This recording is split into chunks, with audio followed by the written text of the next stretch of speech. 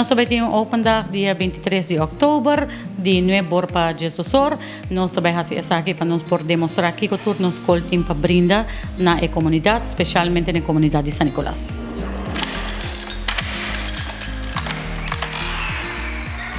Nós também apresentamos diferentes matérias, maneira holandês, matemática, scheikunde, NNT. Nós também apresentamos aqui les corticonto para o que está oferecido em cada uma matéria na aqui. Também verwacht em cada matéria que o nós está fazendo, dus practicum que nós está fazendo, coisas diferentes que nós está fazendo, por exemplo, escape the classroom, é maneira que ele está ordenado, dus que tem diferente maneira de duna ele está, dus não somente classical, pero com diferente outra coisa que nós está fazendo, especialmente practicum, dus coisas que nós está purba, para poder, dus não teoria solamente, pero para nós por matéria de cerca.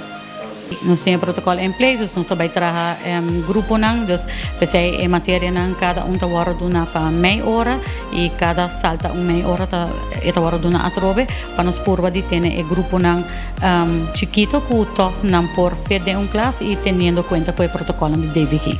Nós estamos aqui para maior aqui que nos colta brinda e para assim não por ter uma ideia que nós está oferecendo para não por inscrever cerca nós.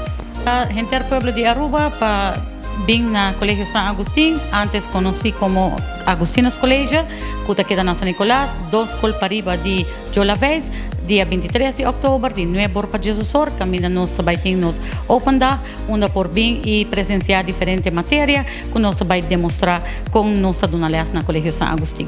Corre bem na Colegio San Agustín.